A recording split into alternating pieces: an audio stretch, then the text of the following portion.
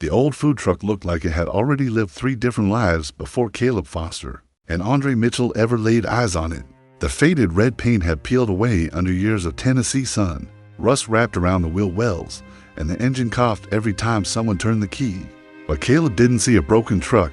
He saw another chance. Andre stood beside him with his hands in his pockets, studying the dented body before shaking his head with a quiet laugh. "You sure this thing can even make it across town?" Caleb smiled without taking his eyes off it. "No, but I know we can." The owner accepted every dollar they had managed to save, leaving them with less than $100 in the bank.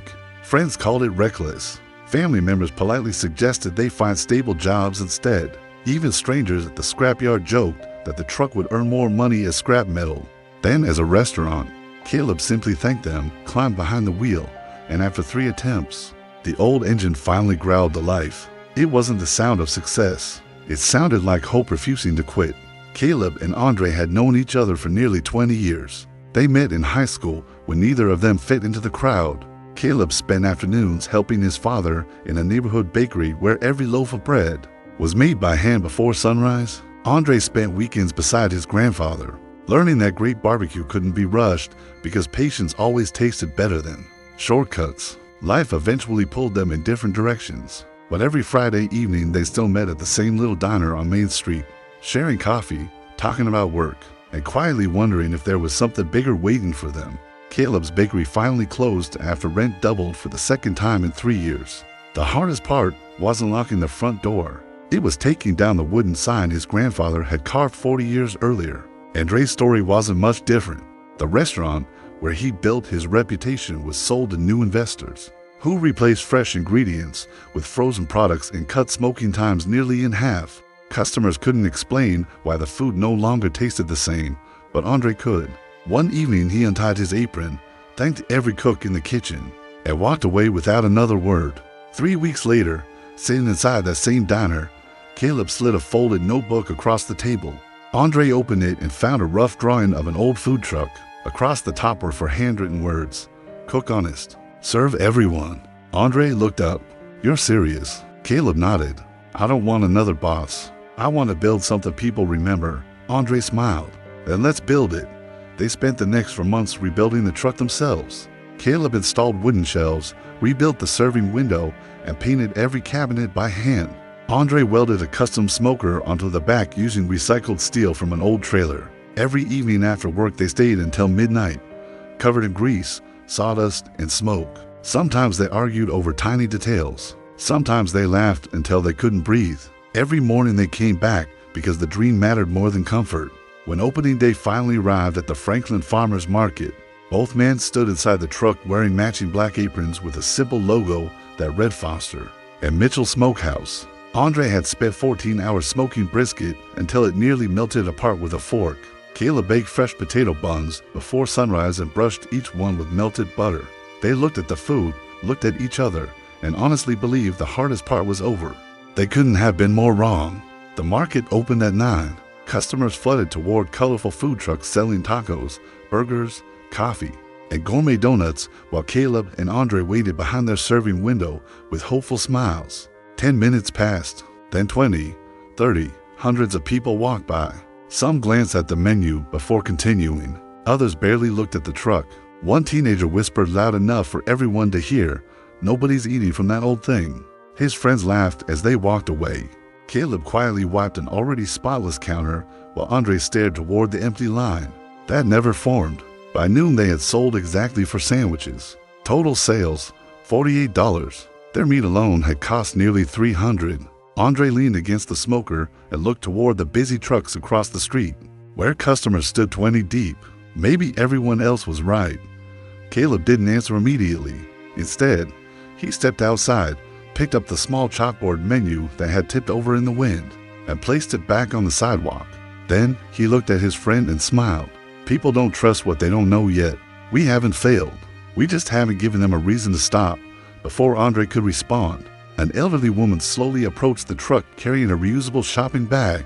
She studied the menu longer than anyone else had all day before asking, "Which sandwich tells me who you really are?" Caleb looked toward Andre, and Andre answered without hesitation, "The slow-smoked brisket on fresh potato bread." That's the one we'd serve our own families. The woman nodded once. Then that's the one I'll have.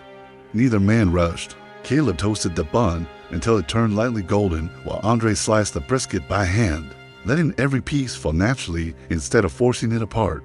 He added homemade sauce, pickles, and crisp onions before wrapping the sandwich in brown paper. The woman carried it to a nearby bench, took one careful bite, and closed her eyes for a few seconds. Caleb watched nervously through the serving window. Andre pretended to clean the grill, but he couldn't stop looking either. After finishing every bite, the woman stood up, walked back to the truck, smiled warmly, and quietly said, "My husband always said you can tell the character of a person by the meal they serve, when they think nobody important is watching." Caleb and Andre exchanged a confused glance before the woman reached into her purse, pulled out a business card, and placed it gently on the counter. "My name is Helen Parker," she said with a warm smile. "I taught elementary school in Franklin for 38 years. I've watched thousands of children grow into adults, and I've learned something about people. The ones who care about the little things usually end up doing the biggest things." She thanked them for lunch and quietly walked away. Neither man realized that Helen wasn't just another customer. That evening, she posted a simple photo of their brisket sandwich on the town's community Facebook page with one sentence: "If you're looking for honest food, made by honest people, don't drive past this truck." By sunrise the next morning, the post had been shared hundreds of times. Caleb arrived early expecting another slow day, but when he turned the corner into the market, he froze. A line of customers already stretched halfway across the parking lot. Andre climbed out of his pickup, looked at the crowd, then looked back at Caleb. "Tell me I'm not dreaming." Caleb laughed. "If this is a dream, don't wake me up." They worked nonstop for 6 straight hours, slicing brisket, grilling sandwiches, serving fresh pies, and thanking every customer by name. People didn't just compliment the food. They talked about how welcome they felt. Parents appreciated that Caleb always knelt to speak to children at eye level. Veterans noticed Andre quietly offering free coffee without making a scene. Officer Mike Sullivan became a regular, often stopping by after his morning patrol. Construction crews started planning their lunch breaks around the truck's schedule. One afternoon, a local food truck owner named Jack Morrison parked beside them. Jack had spent 25 years in the business and was known for guarding his best locations like treasure. Caleb expected an argument. Instead, Jack handed Andre a fresh cup of coffee. "I've been watching you boys," he said. "You don't just sell sandwiches. You remember people's names. That's harder than cooking." A week later, disaster struck. Just before a Saturday festival, smoke poured from beneath the truck's hood. The engine died in the middle of Main Street.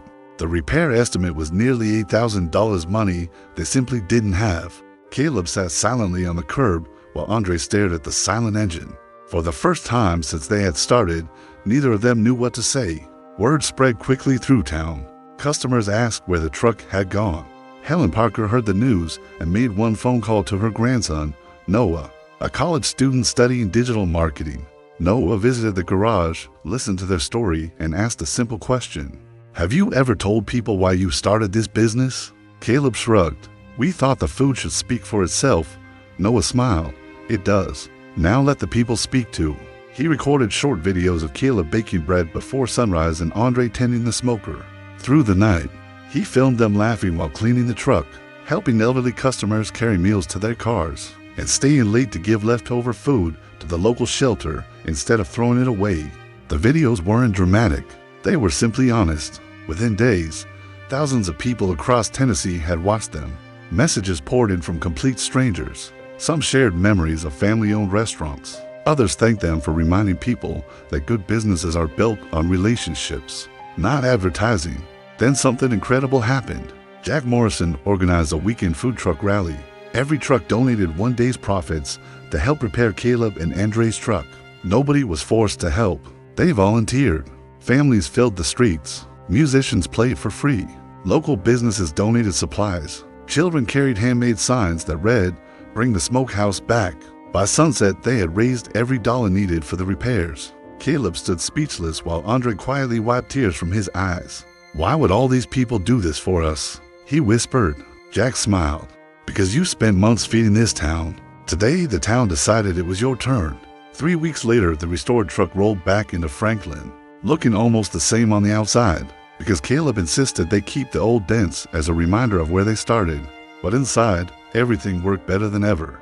Business continued to grow, yet nothing about the two friends changed. Every Friday, they quietly prepared free meals for anyone who couldn't afford lunch. They never advertised it. They never filmed it. They simply believed that no one should leave hungry if they could help it.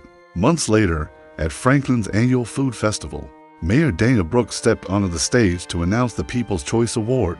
Hundreds of people filled the town square as Caleb and Andre stood together near their truck, expecting nothing. This year's award, the mayor said, goes to two men who reminded us that success isn't measured by the size of your business, but by the size of your character. The crowd erupted in applause as Caleb and Andre walked onto the stage together. Looking out at the cheering families, Caleb smiled at his friend and quietly said, "Remember when people laughed at this old truck?" Andre grinned. "Yeah." Caleb nodded toward the crowd. "Looks like they weren't laughing at us. They just hadn't tasted the dream yet." Long after the applause faded, people in Franklin continued telling the story of the little food truck that almost never got a chance. It wasn't remembered because it served the best barbecue or the freshest bread. Although many believed it did, it was remembered because the friends proved that trust, hard work, and genuine kindness could build something far stronger than any business. In the end, people didn't come back because of the truck's paint, its logo, or even its menu. They came back because every meal reminded them that success is never built on appearance. It is built one honest choice, one loyal friendship, and one grateful customer at a time.